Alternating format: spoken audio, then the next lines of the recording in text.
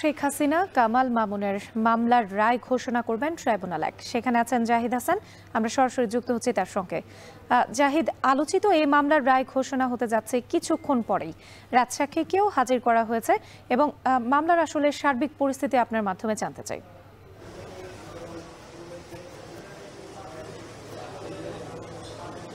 রাত্রি ২৪ জুলাই আগস্টের যে গণ আন্দোলন, গণ অভ্যুত্থান, সেই গণ অভ্যুত্থানে সংগঠিত মানবতা বিরোধী অপরাধের অভিযোগে সাবেক প্রধানমন্ত্রী শেখ হাসিনা, সাবেক স্বরাষ্ট্রমন্ত্রী আসাদুজ্জামান খান কামাল এবং সাবেক আইজিপি চৌধুরী আব্দুল আল মামুনকে আসামি করে একটি মামলা দায়ের করা হয়। সেই মামলার বিচার কাজ শেষ করে রায়ের জন্য দিন ধার্য করা হয়েছে এবং রায়কে কেন্দ্র করে ট্রাইব্যুনাল এবং এর আশপাশের এলাকায় কঠোর নিরাপত্তা বলয় তৈরি করা হয়েছে। গণমাধ্যম কর্মীরাও অপেক্ষা করছি রায়ের জন্য।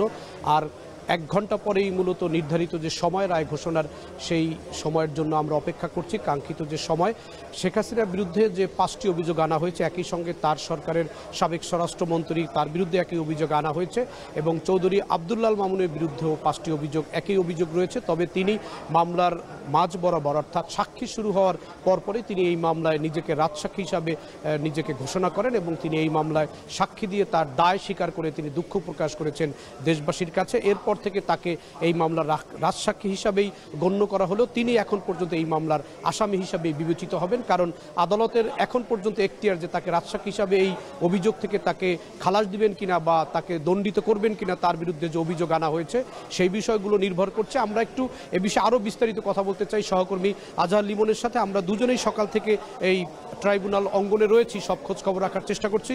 লিমন, এই যে বিচার শুরু হয়েছে, আলোচিত একটি বিচার, সারা দেশ না সারা বিশ্বের মানুষ তাকিয়ে রয়েছে একটি দেশের সাবেক প্রধানমন্ত্রীর বিরুদ্ধে মানবতা বিরোধী অপরাধের বিচার।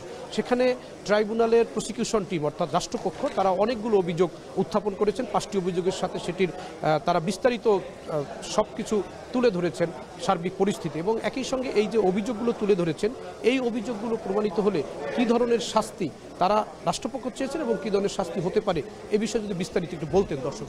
জাহিদ, এই ট্রাইব্যুনাল এই জুলাই আগস্টের গণঅভ্যুত্থান, গেল বছরের আগস্টে গণঅভ্যুত্থান ঘটার পর যখন এই বিচারটি নিয়ে আলোচনা হচ্ছিল, তখন থেকে কিন্তু আপনি আমার সহকর্মীরা একদম নিবিড়ভাবে এই ট্রাইব্যুনালের এই কার্যক্রম, বিচার প্রক্রিয়া, পুনর্গঠন, এগুলোর উপর কিন্তু নজর রাখছি। যেটি বলতে পারি যে জুলাই আগস্ট গণঅভ্যুত্থানের ৯ দিন পর এখানে যেটি বলা হচ্ছে যে ট্রাইব্যুনাল অভিযোগ পেয়েছে এবং তদন্ত শুরু করেছে, সেটি হলো ১৪ আগস্ট ২০২৪। এবং জানেন যে এই ট্রাইব্যুনালে কিন্তু মানবতা বিরোধী অপরাধের আরও আরেকটি বিচার হয়েছে, সেখানে জামাত এবং বিএনপি নেতাদের কিন্তু বিচার হয়েছে। এরপর কিন্তু এই জুলাই আগস্টের যে গণঅভ্যুত্থানের পরবর্তী সময়ে ট্রাইব্যুনাল কিন্তু পুনর্গঠন করা হয়েছে, সেটা হলো গেল বছরের অক্টোবরে। তো মূলত যে বিচারের যে তদন্ত প্রতিবেদন, এটি আমরা দেখছি যে প্রথম তদন্ত প্রতিবেদন তদন্ত সংস্থা জমা দিয়েছে এই বছরের মেতে ১২ তারিখে, এবং ফর্মাল যে চার্জ সেটি উপস্থাপন করেছে এই বছরের ১ জুনে। এবং সেই ফর্মাল চার্জেই কিন্তু একটা বিশাল দলিল কিন্তু উপস্থাপন করা হয়েছে প্রসিকিউশনের পক্ষ থেকে। তার মধ্যে আমি যদি বলি যে সেটি প্রায় ১০,০০০ পৃষ্ঠার ছিল, ১৪টি বিশাল বিশাল খণ্ড ছিল, এবং একই সঙ্গে সেখানে কিন্তু এই গণঅভ্যুত্থানের অসংখ্য বুলেট, পিলেট, রক্তমাখা কাপড়, ভিডিও, অডিও সম্বলিত ডিভিডি, পেন ড্রাইভ, এগুলো অনেক কিছু কিন্তু উপস্থাপন করা হয়েছে। আপনি আমার কাছে যেটি জানতে চাচ্ছেন সেটি হলো যে ৫টি অভিযোগ, ৫টি অভিযোগের মধ্যেই আসলে এই প্রসিকিউশন বলছে যে এই ৫টি সুনির্দিষ্ট অভিযোগের মধ্যেই তথ্য প্রমাণ আছে এবং এখানেই এই অভিযোগগুলোর মধ্যেই মানবতা বিরোধী অপরাধ আছে। একটু সংক্ষেপে আপনাকে এগুলো একটু বলতে চাই।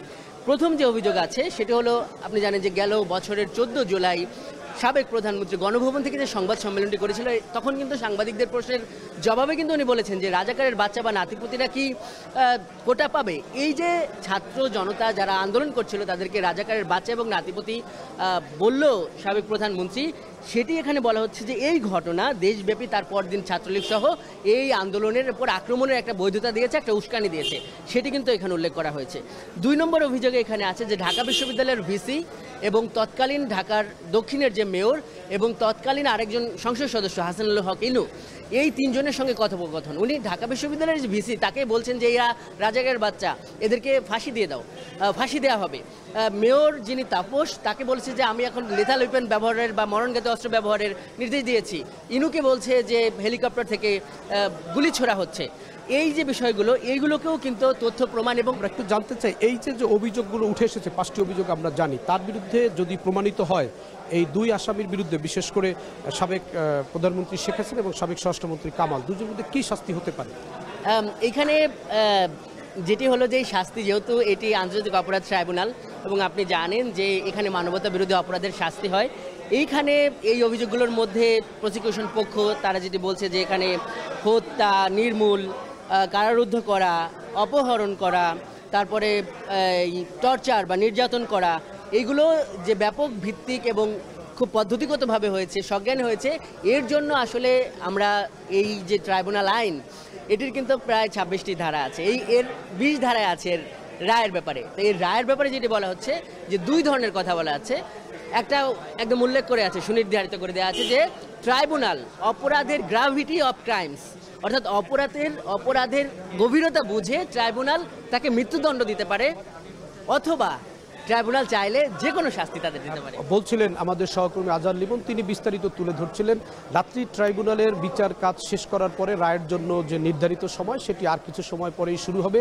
কিছুক্ষণ আগে আমরা রাষ্ট্রনিযুক্ত যে আইনজীবী শেখ হাসিনার পক্ষে এবং সাবেক স্বরাষ্ট্রমন্ত্রী আসাদুজ্জামান খান কামালের পক্ষে, তার সাথে কথা বলেছি। তিনি এই বিচার নিয়ে, তার স্বচ্ছতা নিয়ে তার কোনো আপত্তি নেই এবং তিনি মনে করেন যে যেই প্রক্রিয়া বিচার হয়েছে তাতে তিনি রাষ্ট্রনিযুক্ত আসামি পক্ষের আইনজীবী হিসেবে তিনি সন্তুষ্ট এবং তিনি মনে করেন সবসময় যেটি তিনি আদালতের কাছে বলে আসছেন এবং গণমাধ্যমকে বলছেন যে তার আসামিরা খালাস পাবেন এবং তারা নির্দোষ প্রমাণিত হবেন। এই হচ্ছে ট্রাইব্যুনালের অবস্থা। আমরা রায় ঘোষণা যখন আবার শুরু হবে তখন দর্শকদেরকে সেই সময়ের পরিস্থিতি জানাতে পারবো। রাত্রি আর ঘণ্টাখানেক পর শেখ হাসিনা সহ 3 জনের মামলার রায় ঘোষণা করবেন ট্রাইব্যুনাল 1। সে খবরে জানাতে আমাদের সঙ্গে যুক্ত ছিলেন জাহিদ হাসান।